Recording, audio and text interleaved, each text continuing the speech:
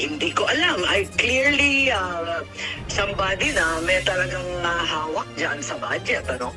So, Magandang araw mga kababayan, at nagsalita na ang ilang senador po natin, at isa nga dyan sa nagsalita na patungkol sa umano'y nagbabayad ang ilang kongresista para sa isang perma sa charter change na sinusulong na People's Initiative. Ngayon mga kababayan po natin, ito ay garapalan. Ito ay talagang isang napakalaking panluluko para sa ordinaryong mamamayan na ginagamit nga mga kababayan po natin ang ayuda mula sa DSWD para mahikayat ang bawat ordinaryong Pilipino na pumerma. Ang sabi ni Senator Amy Marcos, ang ating konstitusyon ay hindi binibenta. Kinondina niya nga itong lumabas na mga balita, at may patunay pa yan. Nag-upload po tayo ng video mga kababayan po natin na nagpapatunay na ang kanilang ginagamit na pang-iinganyo para sa mga kababayan na pumerma ay umano'y itong AX at tupad mga kababayan po natin.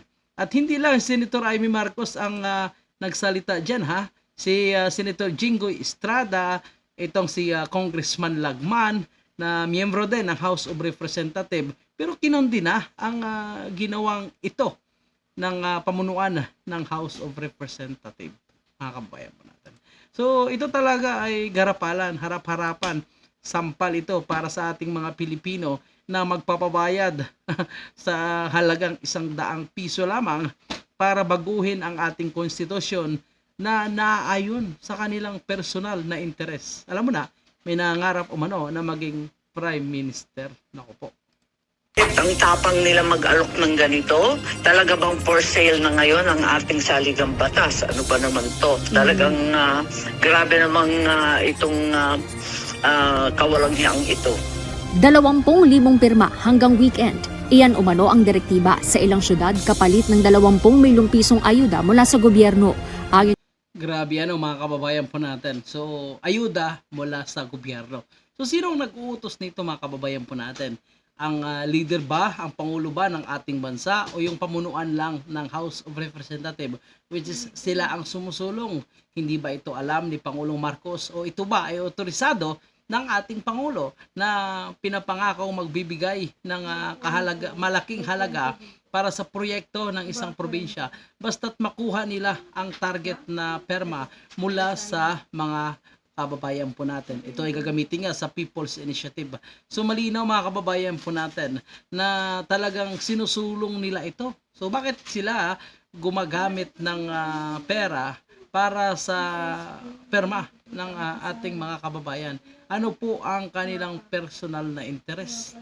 Bakit hindi hayaan ng taong bayan na pumerma kung talagang kanyang kagustuhan? Hayaan mo siya kung piperma siya o hindi, basta ang importante paliwanag sa kanya bakit kailangan baguhin ang konstitusyon. Ano ang kanyang mapapala kung maaprubahan itong People's Initiative na paraan ng charter change sa pag-amend ng ating konstitusyon. Hindi yung sabihin mo makatanggap ka ng ayuda, magkakaroon ng ayuda ang iyong pamilya, magiging batas ang AX, itong tupad kapag maaprubahan na itong pag-amend ng ating konstitusyon. Grabe, garapalan na pambabastos para sa atin lahat mga kababayan.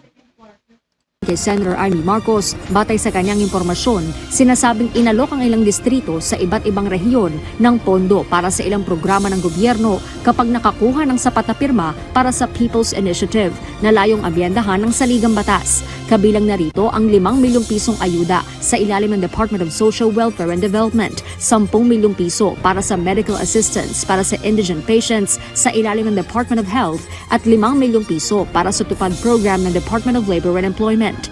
Pinag-utusan ang napakaraming bagong halal na mga barangay kapitan na mag-produce ng mga lagda na 20,000 by weekend para sila mabigyan nitong sinasabing DSWD, DOH at DOLE na mga goodies.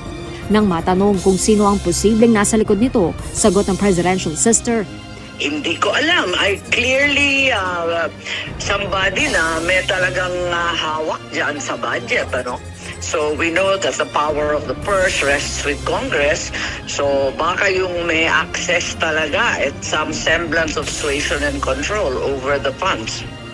At yun nga mga kababayan po natin, hindi lang itong Senator Amy Marcos ang umalma, pati na rin itong Senator Jinggoy Ejercito Estrada ay nasabing unethical at illegal umano ang pagsolicit ng signature para sa constituent to petition for charter change.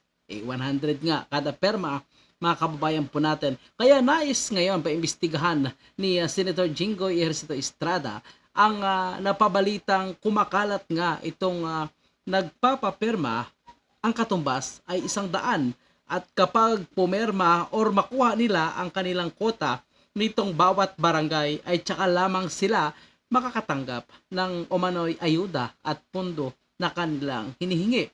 Ito ay malinaw na panggigipit. Ito malinaw ay na panluloko para sa ating ordinaryong Pilipino. Bakit gagamitin itong ayuda? Kung karapat-dapat naman talaga na makareceive ng ayuda ang bawat barangay o bawat syudad, bawat bayan, bakit pa gamitin itong sinasabing People's Initiative para sa charter change kung kinakailangan naman talaga ang pondo or ayuda para sa isang lugar. So ito po mga kababayan po natin ay inalmahan na nga ng ang ilang mga congressman na hindi pabor dito at ilang senador. Ano po ang inyong opinion patungkol sa isyung ito? Huwag kalimutan mag-iwan sa ating comment section. Maraming salamat.